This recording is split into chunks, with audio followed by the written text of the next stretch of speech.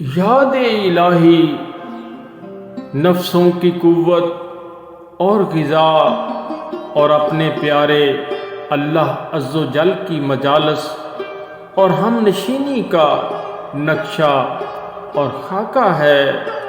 اللہ تعالیٰ کی یاد ہر مومن کا اصل سرمایہ ہے اور اس کا نفع شیطان کے ہاتھ سے سلامت رہتا ہے۔ اللہ تعالیٰ کی یاد چشم بصیرت کو روشن اور دلوں کو مانوس کرتی ہے۔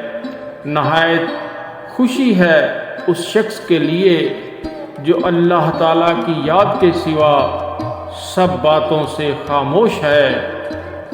اللہ تعالیٰ کی یاد میں مصروف رہو کہ سب ذکروں سے اچھا اور بہتر ذکر ہے۔